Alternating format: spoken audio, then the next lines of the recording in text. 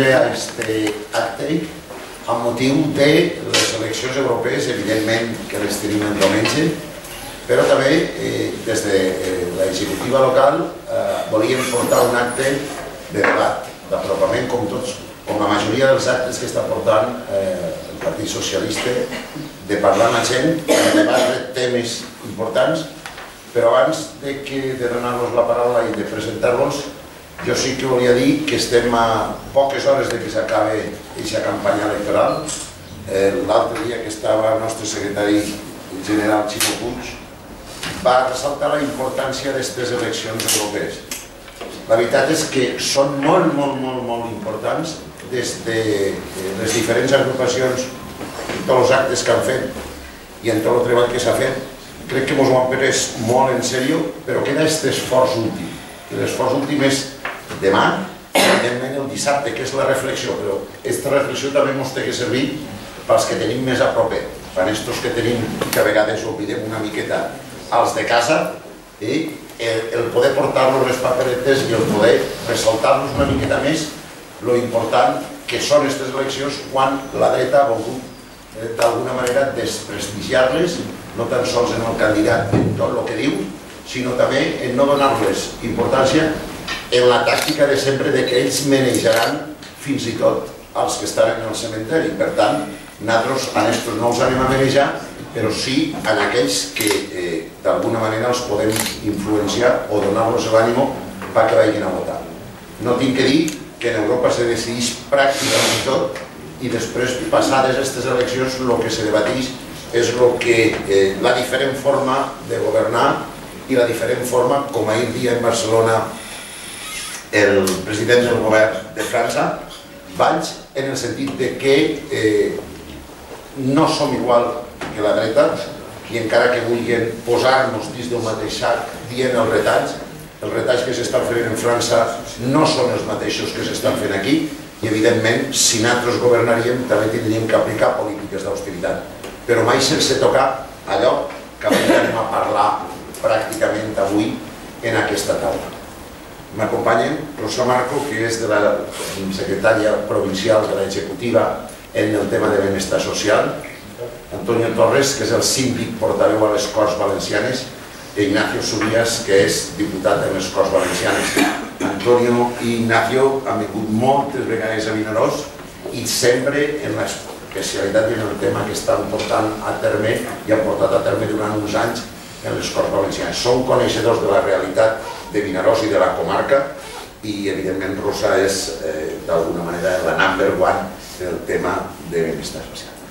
Per tant, Rosa, quan vulguis pots començar. Gràcies. Gràcies per haver-nos invitat i jo vaig deixar un poc els temes sobre sanitat i sobre polítiques socials que pensava més a ells i jo el que vaig a fer és un poc incitar-vos a que aneu a votar i vos vaig a donar arguments per a que vosaltres, als vostres amics, als vostres veïns, a totes les persones que vosaltres coneixeu, els animeu també a que el dia 25 vagin tot el món a votar. Es pareix que Europa queda lluny, però el dia ha arribat i és el proper dia 25 de maig. Des de fa un temps tots i totes ens hem enfadat veient els telediaris sentats en el nostre sofà. Hem clamat contra la injustícia dels restats en les redes socials. Ho hem denunciat en els bars, en la feina, en la cua de la panaderia, en xerrades amb els nostres amics. Ens hem inclús manifestat per a exigir que deixen d'empobrir els treballadors i les treballadores del nostre país. Ens hem manifestat per la llei de la dependència, per l'augment de les taxes universitàries, per la baixada de beques, pels copagos farmacèutics i hospitalaris, pel copago injust per l'ús dels centres i serveis de la llei de la dependència, per la reforma de la llei de l'avortament i per tantes altres coses. Hem clamat contra la política que mina amb esmero als poderosos i matxaca als pensionistes, a les persones dependents, a les persones discapacitades, als estudiants, als treballadors, als desempleats. Però el dia és arribar per fi. Sí, ens pot parèixer que Europa queda molt lluny i que influir a Europa és difícil, però el que es decideix allí sí que ens afecta, acudim o no a la propera cita electoral. Hi ha que recordar que gran part dels factors que regeixen la nostra vida diària estan legislats o marcats per Europa, i d'això hem tingut innumerables exemples al llarg d'esta llarga crisi. Però estem prop d'unes eleccions europees i moltes persones pareixen no tindre cap interès per exercir el seu dret al vot el proper diumenge. És comprensible que l'Europa que ara tenim no ens agrada, perquè el seu procés de construcció s'ha prioritzat una unió empresarial i de mercat abans que una unió social real i justa. Però la realitat és que l'actual Unió Europea està ahí i canviar-la no passa per ignorar-la, perquè ella no ens va a ignorar a nosaltres. Tal vegada algú o alguna considera que el vot no va a canviar res i que no val la pena anar a votar, però el segur és que votar val més que un vot que es queda a casa. Més enllà dels debats sobre el funcionament d'Europa, el que és evident és que quedar-se a casa és la pitjor opció que es pot triar. Anar a votar no és sols perdre uns minuts per a poder opinar, és demostrar que no ens dona igual el que es decideix a Europa. També significa que ens importa el que es fa amb els nostres diners, amb els nostres drets, amb les nostres vides. Amb aquest xicotet gest, el d'anar a votar, demostrem que volem marcar les directrius a Europa. Amb el vot estem posant al seu lloc a la dreta espanyola i a la dreta europea. Estem dient-los que estem farts de les seues mentides. Estem farts de sentir-los presumir de que els nostres sous baixen. Estem farts de veure-los entusiasmats amb l'exili dels nostres joves, dels nostres amics, de les nostres filles i dels nostres fills. Estem farts de desprecis continus cap als majors, cap a les persones dependents, cap a les persones discapacitades, també cap a les dones. Farts de veure-los impassibles mentre les seues mesures generen tant de sofriment entre la població europea i la població espanyola. Ha arribat el moment de dir-li a la dreta que el camí de l'austericidi és un camí equivocat, que sols genera fractura social, pobresa i sofriment. És el moment de canviar Europa, de canviar la seva majoria fins al moment conservadora, que s'ha fet forta en les institucions europees gràcies a la victòria de l'abstenció. És el moment de tornar a l'Europa social i de deixar endarrere l'Europa de Merkel, de Rajoy, dels mercats, del temor, de les amenaces i del càstig a les persones. Una Europa que es preocupe pel creixement, per l'empleo i per els salaris dignes. El 25 de maig tenim l'oportunitat de convertir de nou Europa en un espai de solidaritat, de llibertat, de cohesió social i territorial. Una Europa que lluita contra el frau i els paradisos fiscals, que lluita contra la violència de gènere, contra la discriminació de les persones majors, discapacitades i dependents. Una Europa amb un salari mínim digne per a tots els països que la conformen. Una Europa on els joves del sud tinguen les mateixes oportunitats que els joves del nord. Una Europa no sols on rescate als bancs, sinó a les famílies, a les persones, als xiquets i a les xiquetes que són el futur d'Europa i d'Espanya. Este és el projecte dels socialistes europeus i estic segura que també és el de vostès. Som més en els carrers, en les places, en els barris. Sols falta una cosa, guanyar-los, i amb el seu vot, ben segur, això serà possible. Moltes gràcies.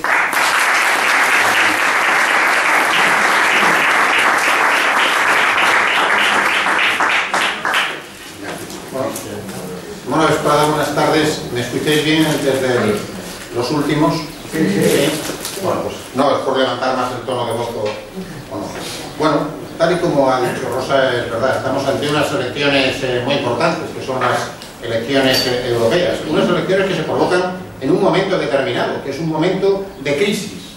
Un momento de crisis que llevamos viviendo desde hace años, crisis que sin duda de ningún tipo ha sido creada por las políticas neoliberales que se han ido, empezaron primero por problemas financieros en América, se pasó rápidamente a Europa, sobre todo incidió sobre los países del sur y lógicamente estas políticas neoliberales han llevado a una desregulación de los mercados, a intentar que el Estado tenga cada vez menos importancia, salvo cuando lo necesitan, para rescatar a quien corresponde, que suelen ser los bancos y demás, pero no las personas, y lo que ha supuesto que es una alteración, un socavamiento del estado del bienestar. Y en el estado del bienestar están la sanidad,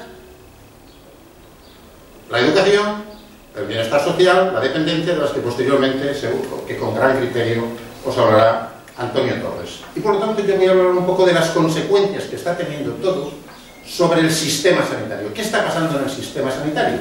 Encima estamos en una comunidad donde se puede reflejar muy bien qué es lo que está pasando con nuestro sistema sanitario. Mirad, yo recuerdo una entrevista que le hicieron hace unos meses a un médico que no es de ningún partido político, es un médico que tiene 90 y tantos años, que fundó la clínica Puerta de Hierro en Madrid y fue uno de los que introdujo el sistema NIR, el sistema por el que nos formamos los profesionales de la sanidad en España.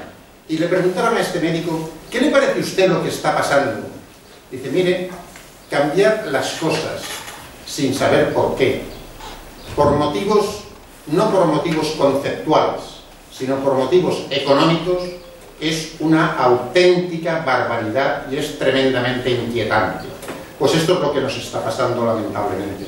Están cambiando las cosas, algo que funcionaba razonablemente bien como es el sistema sanitario, a pesar de todo, teníamos en España y tenemos un sistema sanitario más que razonable. Tenemos un sistema que se basa en la Ley General de Sanidad del año 86, que llevó adelante un ministro llamado Ernest Lluch, durante un gobierno de un presidente llamado Felipe González. Pues esa Ley General de Sanidad se basaba en unos pilares: la universalidad, la equidad, la solidaridad, la calidad. Eso eran los pilares, la gestión pública y la financiación pública.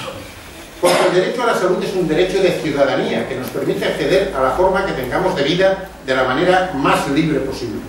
El modelo que tenemos en nuestra comunidad y fuera de nuestra comunidad en estos momentos, pero sobre todo en nuestra comunidad, es el que han implantado el Partido Conservador que nos está gobernando, el Partido Popular, basado, entre otras cosas, en tres conceptos. Por una parte, el no reconocimiento de los problemas. El ejemplo más claro son las listas de espera. Cualquiera de ustedes que haya tenido que ir, que haya tenido que ser intervenido a ciertas consultas, pues saben lo que han tenido que esperar. Bueno, pues según el gobierno que tenemos, no hay listas de espera. Si no reconocen que hay listas de espera, es difícil que vayan tomando decisiones para poder solucionarlo. En segundo lugar, la privatización progresiva del sistema. Como saben, en Madrid se paralizó la privatización, la famosa Marea Blanca consiguió, un movimiento ciudadano y profesional unidos, consiguieron paralizar la privatización de lo que se quería hacer con el sistema sanitario en Madrid. Pero aquí desde hace tiempo desde el año 99 exactamente, se nos ha implantado un modelo privatizador progresivo, lo que se llama modelo Alcira, porque empezó en Alcira, empezó como un hospital, al cabo de 3 años, esto funciona, lo explico muy rápido, se le da la gestión primero de un hospital y después era de un departamento a una UTE, es una unión temporal de empresas formadas por empresas aseguradoras, por bancos y por empresas constructoras, en un pequeño porcentaje. Entonces funcionan de tal manera que la Consellería, una vez concedido, les da una cápita fija, es decir, una cantidad fija por ciudadano al que dan cobertura, no por actividad, sino por los ciudadanos. Cubren 200.000 personas, la cápita son 700 euros, pues 200.000 por 700. E independientemente de la actividad que hagan, es lo que reciben. Al cabo de 3 años parece ser que no les debe ir muy bien las cosas, y entonces la Consellería rescinde el contrato con la UTE. Como consecuencia de que se rescinde el contrato, les tienen que pagar 70 millones de euros. Repito la cantidad. Les pagan 70 millones de euros. Vuelven a sacar el concurso, aumentan la cápita, es decir, lo que les tienen que pagar casi al doble, y se lo vuelven a adjudicar a la misma UTE con la que habían rescindido el contrato. Para que se hagan una idea de cómo se está funcionando en esta comunidad. A partir de esos momentos, en nuestra comunidad valenciana ya hay 5 departamentos que suponen el 20% de la población bajo este modelo. Alcira, Manises, Denia, el Vinalopó, que será el Crevillent, y Torrevieja. Ya hay 5 departamentos, pero no solamente la privatización ha ido ahí, sino, por ejemplo, la alta tecnología. Cada vez que alguno de ustedes se va a hacer una resonancia magnética, se la van a hacer en un hospital público, pero el aparataje es privado, pero los profesionales son privados y cada vez que se les hace, se le tiene que pagar a la empresa privada por lo que se nos está haciendo. Consecuencias. Se hace el doble de resonancias en esta comunidad de lo que recomienda la Sociedad Española y Valenciana de Radiología. ¿Por qué? Porque es un negocio, no porque sea necesario. Y en segundo lugar, el año pasado apareció un informe de la Sindicatura de Cuentas. Evidentemente la Sindicatura de Cuentas no es un organismo dudoso de la llegada de políticos, la Sindicatura de Cuentas de la Generalitat Valenciana, que dice que si la gestión de las resonancias fuera pública, nos estaríamos ahorrando alrededor de 17 millones de euros al año. 17 millones de euros al año si la gestión fuera pública. Bueno, la privatización les podía contar muchas cosas más. Es evidente que este no es nuestro modelo, que estamos en contra de este modelo, porque ni es más eficaz, ni es más eficiente, ni tiene mayor calidad bajo ningún punto de vista. Otro día podía explicarlo con mucha más tranquilidad, pero hoy no nos da tiempo, evidentemente, por los tiempos. Yo estoy dispuesto a venir cuando sea a explicar cómo es este modelo y qué es lo que nosotros, evidentemente, pensamos que hay que tratar. Bueno, pues además de las privatizaciones, bueno, en el Hospital Provincial de Castellón ha habido también intentos, bueno, ha habido privatizaciones que ahora han tenido problemas, como ustedes saben, bueno, y en otros muchos centros, pero no voy a seguir por ahí. Y el tercer lugar son los recortes, la otra característica. Recortes que están realizando desde hace tiempo y que llevan a pérdida de derechos. Con todo esto, ¿qué es lo que ha ocurrido? Pues que somos una comunidad somos la que menos dedica por habitante y año a sanidad. Dedicamos unos 200 euros menos de media que el resto de las comunidades autónomas, y eso tiene consecuencias. Y eso no es cuestión solamente de una infrafinanciación, no. Eso es cuestión también de prioridades. Porque aquí se han gastado lo que no tenía en lo que no debía. Porque aquí se han gastado en muchas cosas que no eran necesarias.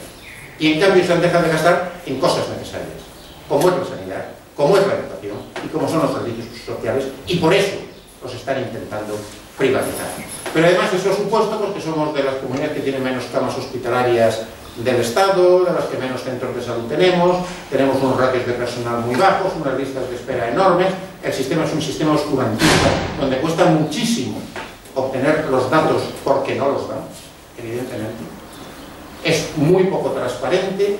No hay participación de los ciudadanos y de los profesionales, lo cual es básico en un sistema público, y se han olvidado de algo fundamental y que habrá que hacer en su momento, que es la potenciación de la atención primaria, la potenciación de la salud mental y la potenciación del sistema sociosanitario de atención a crónicos. Cada vez estamos en una población más mayor, cada vez la gente tiene más expectativas de vida, y eso lleva, lógicamente, a que haya que reforzar la atención a estas personas. Y esto hay que hacerlo mediante una atención a crónicos racional y un sistema sociosanitario conjunto, porque no puede ser que esté funcionando por una parte el sistema social y por otra parte el sistema sanitario. Debieran de funcionar conjuntamente.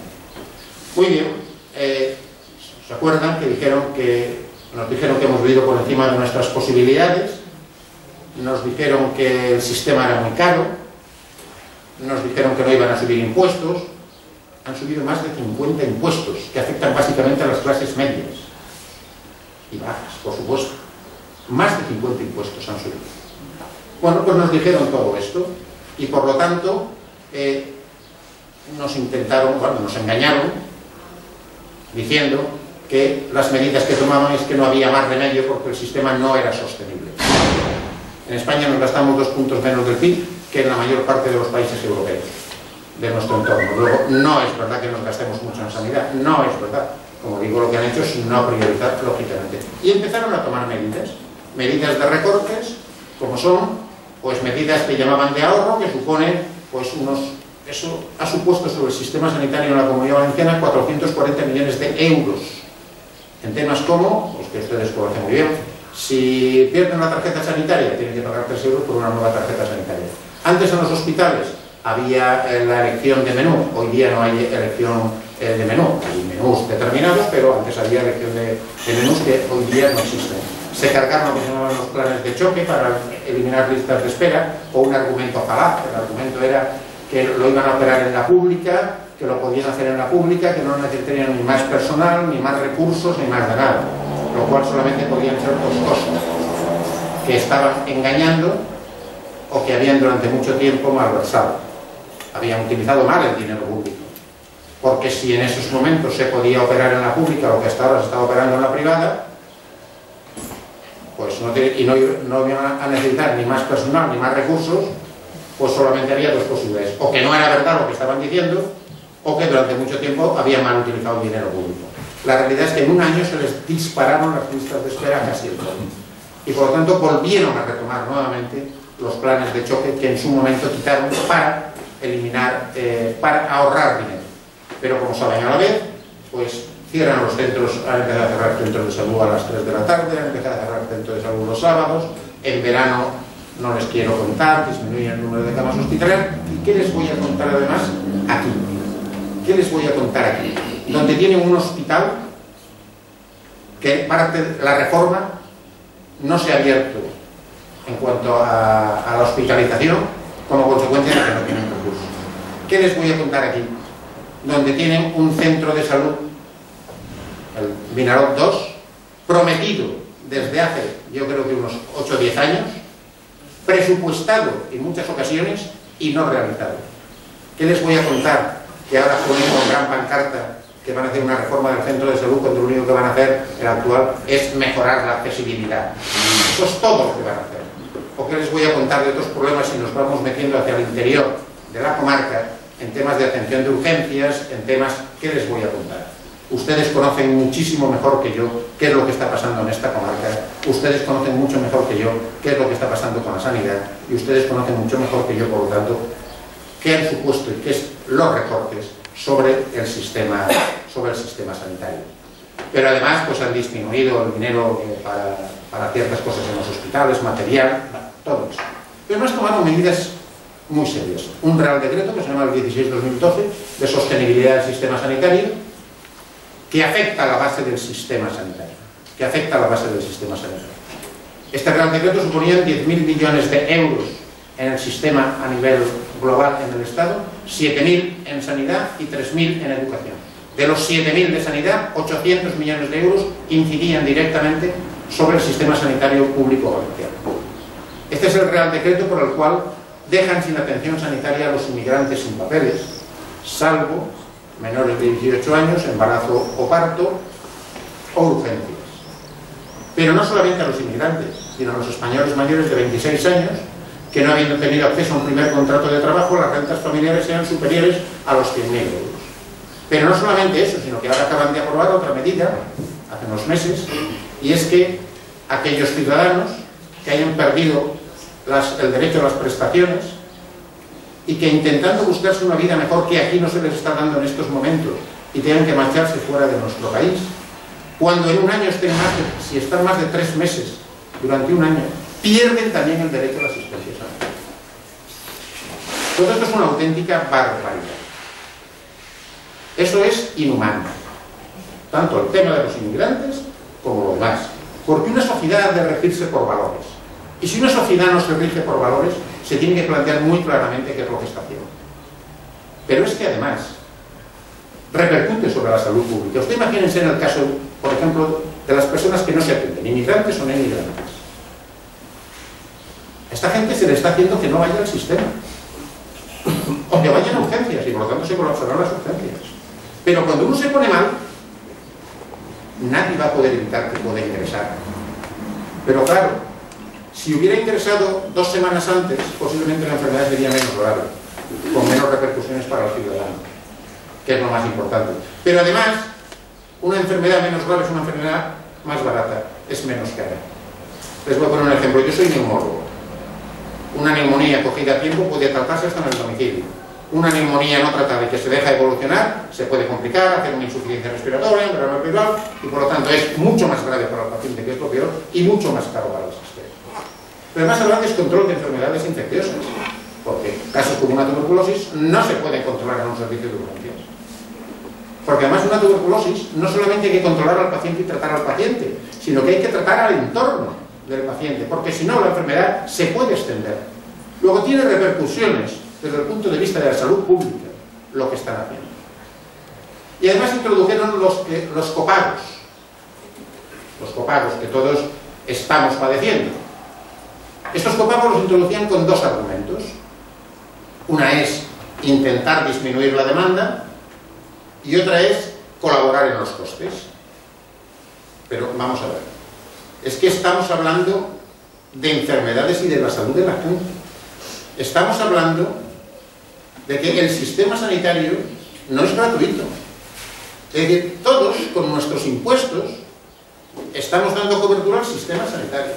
Luego, con estos copagos lo que están haciendo es un nuevo impuesto, pero sobre todo un nuevo impuesto que incide sobre la enfermedad. Porque el que lo paga es el que está enfermo, el que tiene que comprar medicinas, el que tiene que hacer, es decir, se está repercutiendo sobre aquellos que más lo necesitan. Y saben, introdujeron un copago, el copago farmacéutico. Aquellas personas que tuvieran una renta superior a 100.000 euros activos pasan a pagar el 60%. Entre 18.000 y 100.000 euros el 50%. Y menos de 18.000 euros el 40%. Es decir, el de 18 y 100.000 euros, que lo suben del 40 al 50%, le suman un 25% con respecto a lo que pagaban antes.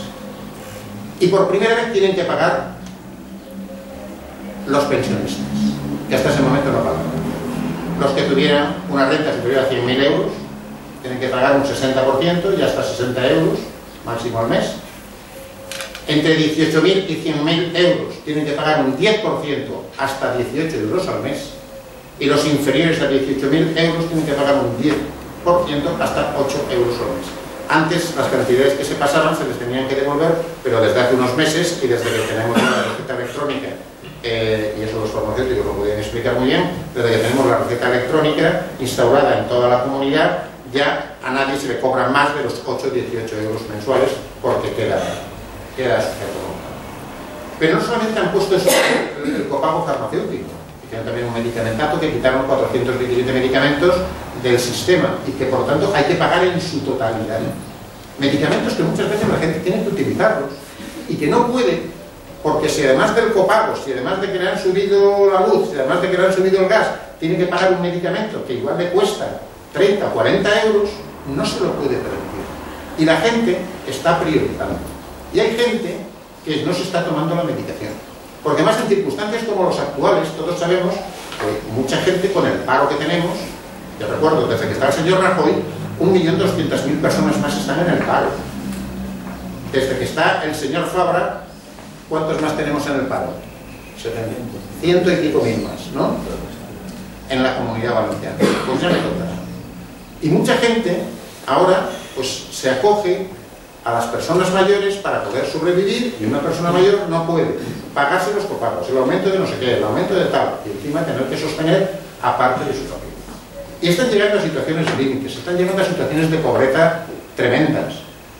En nuestro país, más del 20% de la población está en el límite de la situación de pobreza. 1 de cada 3 niños están en riesgo de pobreza. Luego, ¿de qué estamos hablando? ¿Dónde se nos está llevando? Y además han puesto el copago a los discapacitados y dependientes.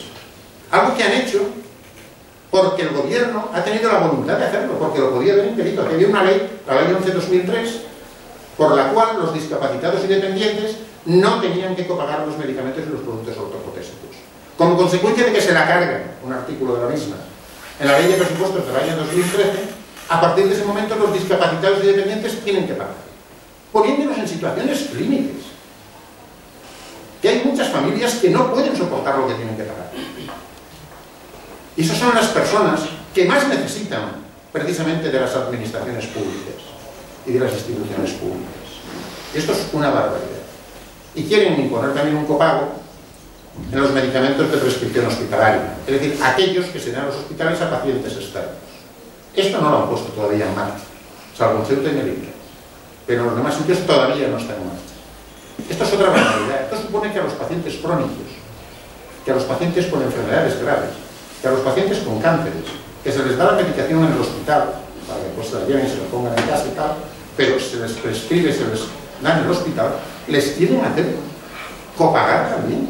Yo les decía, yo les he dicho muchas veces, ustedes serán capaces, mirando a la cara a un familiar de un niño con un cáncer, decirle que tiene que pagar cuando se lleve la medicina. ¿De qué estamos hablando? ¿De qué estamos hablando? Y este año, como saben, pues las medicinas han subido un 1,5%, pero las pensiones han subido un 0,25%. Luego, todas las medidas que se están tomando son medidas restrictivas. No me quiero alargar más. Quiero decirles, miren, uno de los grandes logros de la segunda mitad del siglo XX,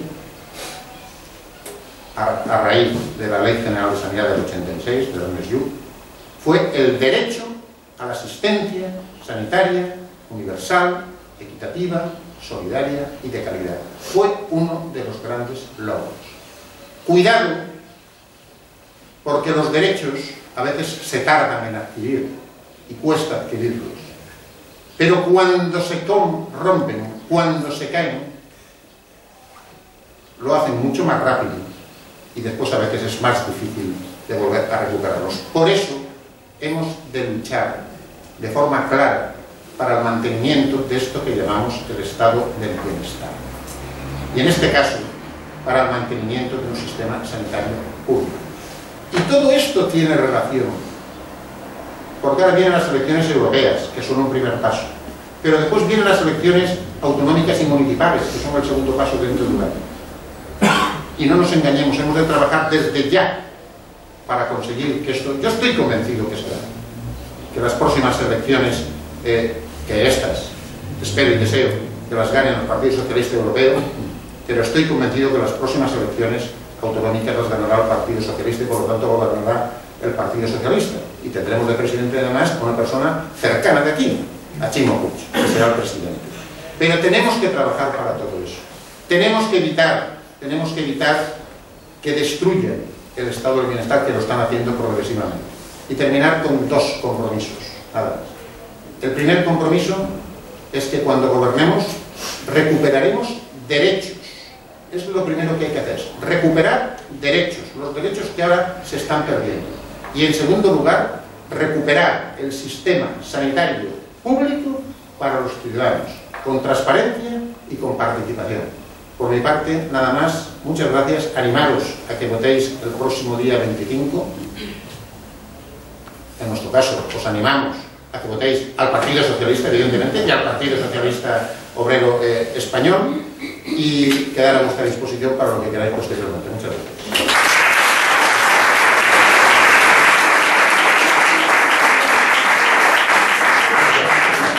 Como luego vamos a tener un rato de diálogo, ¿no? Si abrimos un poco, pues voy a tratar de ser lo más breve posible y centrarme en algunos temas. Lo que sí que es cierto es que estamos acabando ya la campaña electoral. Una campaña que el Partido Popular desde el principio intentó que prácticamente pasase desapercibida. Si no hubiese sido por la metedura de pata de Cañete, pues prácticamente la mitad de la ciudadanía no se habría enterado de que estamos en periodo de campaña. Y eso tal vez ha sido culpa nuestra en parte, que la gente no valore en la medida que debía valorar la Unión Europea, porque nuestro país ha recibido muchos recursos procedentes de la Unión Europea para hacer prácticamente todas las infraestructuras que tenemos. Pero no hemos sabido vender a los ciudadanos durante muchos años, no digo el PSOE solo, sino todos los partidos políticos, que cada vez íbamos cediendo más soberanía y más competencias en la Unión Europea y que por lo tanto cada vez en Europa se tenía más poder sobre las cuestiones que pudiesen afectar a la totalidad de los países de la Unión Europea. Si en el momento en que se ha producido la crisis, la Unión Europea hubiese actuado con rapidez y hubiese adoptado las medidas que tenía que adoptar, no estaríamos, evidentemente, en la situación en la que estamos. Estaba el crédito recortado y desde la Unión Europea no se ha adoptado ninguna medida para facilitar el crédito. Se ha recurrido, porque hay que recordarlo, la derecha lleva 10 años gobernando Europa y por lo tanto todo lo que ha pasado no es gratis. Si hemos llegado a la situación a la que hemos llegado es precisamente porque las decisiones que se han adoptado han sido decisiones que partían de los intereses de los grupos de derecha que controlan Europa, encabezados por Angela Merkel, pero Angela Merkel es una persona. Ahí lo que está dominando es una ideología que es la ideología del Partido Popular Europeo. A nuestro presidente Rajoy la crisis le ha venido muy bien. El Partido Popular jamás se habría atrevido a proponer como oferta electoral una reforma laboral como la que se ha hecho, de ninguna de las maneras. Si esa reforma ha propiciado que se pueda eliminar totalmente la negociación colectiva, que a partir de su aprobación cualquier empresario puede negociar directamente con un trabajador, puede descolgarse de los convenios y negociar directamente con un trabajador cuál es el sueldo que va a tener, porque ese sueldo ya no viene marcado por el convenio. Se han reducido los sueldos de la mayoría de los trabajadores en cerca de un 15% desde que se puso en marcha la reforma laboral. El último informe que hay de 2012 de la Agencia Tributaria habla sobre el salario declarado, claro, de los jóvenes menores de 25 años. En España, la media de declaración de ingresos de los jóvenes menores de 25 años son 6.010 euros al año. Es decir, ni siquiera llega al salario mínimo, porque si llegara al salario mínimo sobrepasaría los 6.000. ¿Qué quiere decir? Pues que también como consecuencia de la reforma laboral a la gente no se le están respetando los derechos establecidos en los anteriores convenios, se está abusando de la contratación a tiempo parcial, que luego no es parcial. Comunidad Valenciana, el 20% de todos los valencianos y valencianas tienen contratación temporal. En España solo el 16%. Es decir, porque claro, las cosas van mal en España. Después veremos cuál es el mensaje de ellos. Pero todo lo que va mal en España, en la Comunidad Valenciana va mucho peor, porque las diferencias en prácticamente todos los campos son abismales. Y decía que a Rajoy le ha venido bien porque no se habría atrevido a proponer en un programa electoral esos cambios para quitar derechos a los trabajadores, quitar salarios y luego pues, permitir que las empresas puedan deshacerse de una forma muy barata de sus plantillas, y sin embargo lo ha conseguido gracias a que se ha asustado a la ciudadanía. Se ha asustado a la ciudadanía con la situación de crisis, como decía antes Ignacio, intentando decir que hay cosas que son inevitables y que hay que hacerlas, y no es verdad, porque en otros países no se han producido esas situaciones, y en definitiva la crisis le ha servido de una forma directa al Partido Popular para implantar ese programa oculto que tenían y que nunca nos dijeron y que les ha venido en estos momentos bastante bien.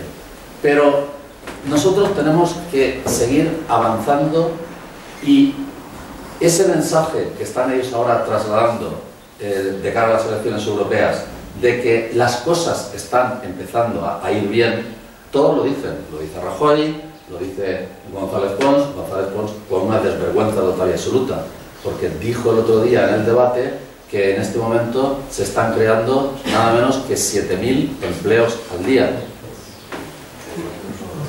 La realidad es que desde que entró Rajoy, es decir, todo el año 2012, 13 y lo que llevamos del 14, se han destruido 1.203.000 puestos de trabajo. Es decir, hay 1.200.003 personas menos trabajando en nuestro país, y esa es la realidad. ¿A qué se acogen ellos? Pues de siempre ha sido la EPA y las cifras de los afiliados a la Seguridad Social lo que indica cómo está el mercado de trabajo, pero ellos ahora se acogen al paro registrado. Y cada vez que en un mes aparecen unas cifras de paro registrado, pues haciendo la proyección, pues dicen, no, pues creamos 7.000. No están creando absolutamente nada. El problema es que hay ya muchísima gente que no acude a la oficina del INEM a registrarse para obtener un empleo simplemente porque no consigue ese empleo, y hay otros que se están yendo al extranjero, con lo cual está disminuyendo de una forma muy importante la población activa, y eso es lo que después ellos están vendiendo como una mejora de la situación y como una mejora de la economía. Pero de ninguna de las maneras se está produciendo esa situación. Con Rajoy se han destruido en toda España ese 1.200.000 empleos, pero en nuestra comunidad, como ya ha dicho antes él, se han destruido 156.000 empleos desde que está el señor Fabra como presidente de la Generalitat. Pero claro, el paro está provocando también situaciones de pobreza y situaciones difíciles a miles de familias. En este momento en España hay 1.978.000 familias que tienen a todos sus miembros en paro. En nuestra comunidad, que tenemos el 10%, tendría que ser 198.000. Pues no, en nuestra comunidad hay nada menos que 225.700 familias que tienen a todos sus miembros en paro. Y por lo tanto no hay nadie que esté realizando ningún tipo de actividad. Y tenemos también cerca de, nos faltan ya 2.000 nada más ya, cerca de 300.000 personas que son ya parados de larga duración, que tienen más de 2 años buscando un empleo en un porcentaje muy elevado. Son personas mayores de 50 años, con lo cual tiene muy difícil el conseguir ese empleo, y otro bloque importante son también los jóvenes. Por lo tanto, la situación es una situación bastante difícil. ¿Qué es lo que está haciendo la Generalitat frente a esa situación, que en nuestra comunidad es bastante peor que en la media de España? Pues disminuir los fondos destinados a las políticas activas de empleo en un 50% en los 3 últimos años. Y todos aquellos recursos que vienen de Europa y que podrían aprovecharse para planes específicos de promoción del empleo joven, que han hecho un programa de empleo joven para este año que acabamos de terminar, que va a conseguir 1.300 contratos. Bien, se ha hecho finalmente el balance de ese programa de empleo joven de 1.300 contratos. Solamente ha habido 29 contrataciones en todo el año. Y tenemos 109.000 jóvenes menores de 25 años que están en el paro y que están pidiendo que se les dé un empleo. Ni siquiera han sido capaces de aprovechar esos fondos, que luego hay que devolverlos, porque los fondos que no se gastan se tienen que devolver a Europa. Pero ¿qué pasa? Que en la mayoría de las ocasiones la Generalitat no tiene, porque pues hablaremos de eso, no tiene la parte que le corresponde a ella poner, y por lo tanto no se llevan a cabo los programas. Como pasaba en la ley de la dependencia. ¿Por qué en esta comunidad nos hemos quedado a la cola de todas las comunidades autónomas en el número de personas dependientes que estén recibiendo un servicio o una prestación? Porque en este momento en España hay 737.000, que ya son personas que se están beneficiando de una ayuda de la dependencia, y en nuestra comunidad tendría que haber, por esa proporción, tendría que haber prácticamente 80.000 personas que estuviesen recibiendo ese servicio o esa prestación, y sin embargo solamente lo están recibiendo la mitad. ¿Por qué? Pues porque aquí cada vez que se tramitaba una ayuda a Madrid, Madrid mandaba una parte del coste de esa ayuda, pero claro, la otra parte del coste la tenía que poner la Generalitat Valenciana. Entonces la Generalitat Valenciana no estaba dispuesta a poner su parte porque no tenía dinero.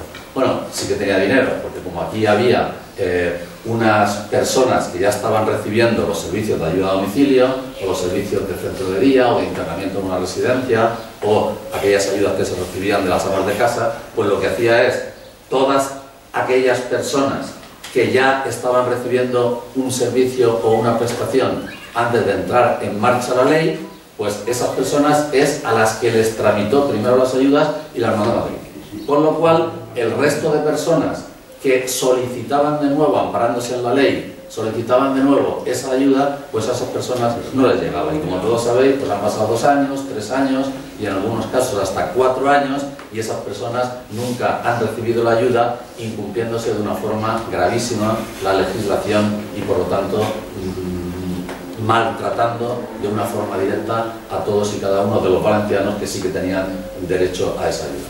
En nuestra comunidad, después de estos años de gobierno del Partido Popular, además de esa situación de desastre total y absoluto en lo que se refiere al empleo, que ya para no extenderme más en cifras, esta comunidad estuvo por debajo de la media de España en tasa de desempleo, y sin embargo el Partido Popular ha hecho que nuestra comunidad desde hace 10 años tenga una tasa de desempleo 3 puntos superior a la tasa media que tiene España. En segundo lugar, nos han llevado también a una situación de ruina total y absoluta a nivel económico. Mientras la mayoría de las comunidades autónomas, desde el año 2000 hasta prácticamente el año 2007, que es cuando vino la situación de crisis fuerte, estuvieron reduciendo su deuda y por lo tanto todos aquellos que habían hecho inversiones importantes y tenían créditos de los bancos se dedicaron, en el momento en que la economía estuvo creciendo desde el año 2000 hasta el año 2007, pues a disminuir su deuda. ¿Quién fue la única que no disminuyó su deuda? La Comunidad Valenciana. Y es, como se ve, como lo veis desde ahí, porque es la línea roja. Es decir, este es el año 2000. Entonces, en el año 2000 todas las comunidades empiezan a disminuir su deuda.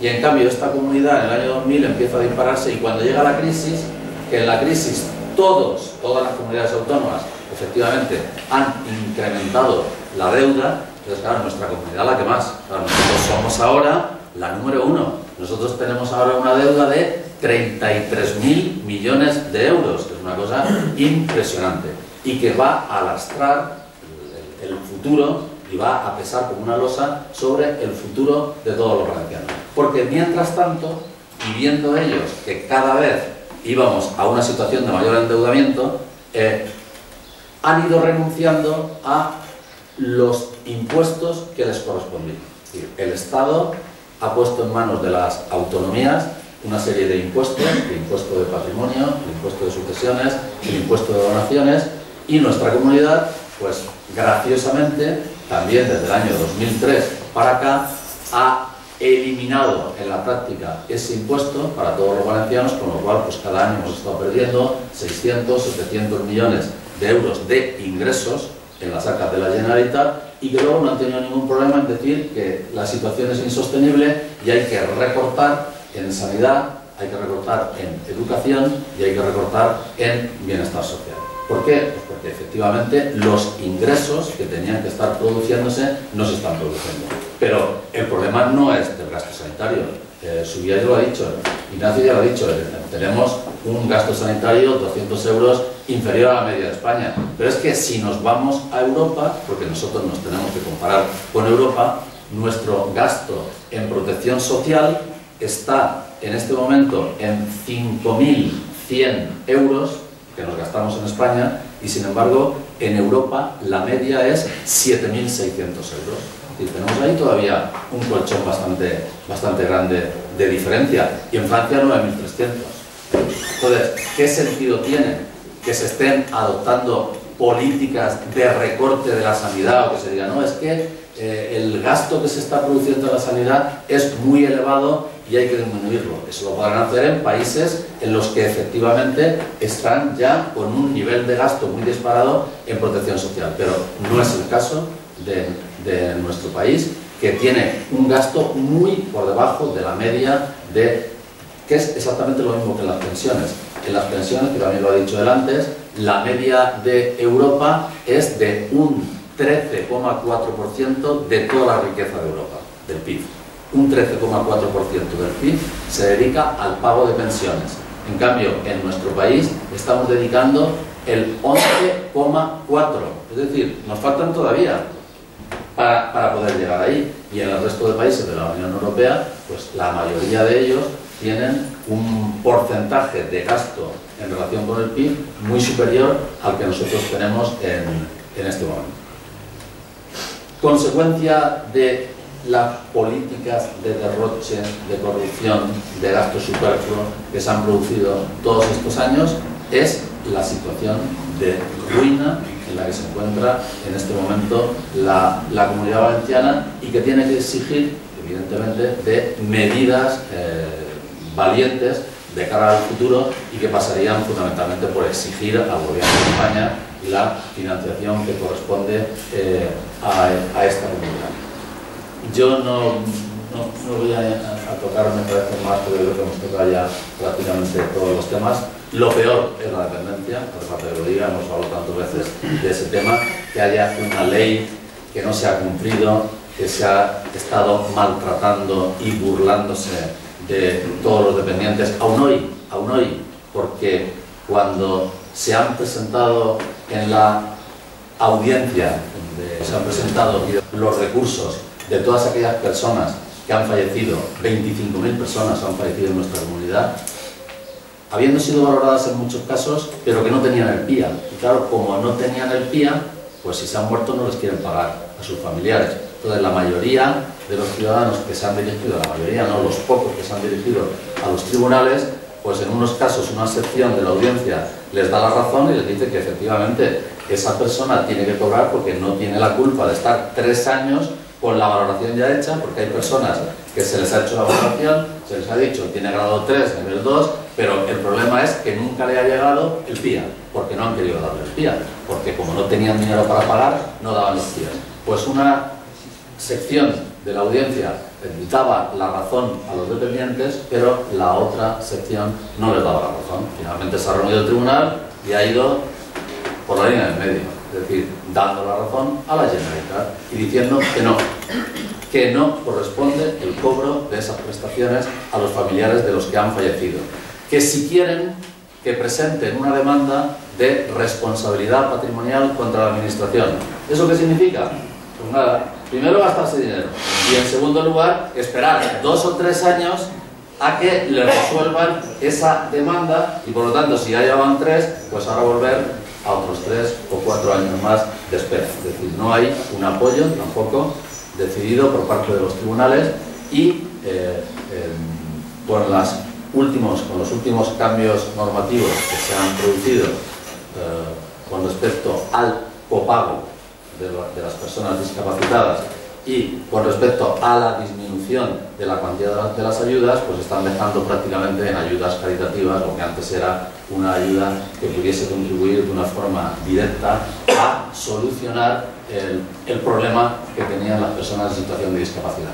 Y lo que puede resultar más denunciable es que personas que están acudiendo a un centro ocupacional se les quiera obligar a un copago, que en algunos casos son 300 euros y 400 euros, lo que significa una discriminación total hacia las personas en situaciones de discapacidad. Porque si una persona normal acude a un centro escolar, acude a un centro de formación profesional o acude a una universidad, porque eso es lo que corresponde para su enseñanza y su aprendizaje, una persona discapacitada acude a un centro ocupacional.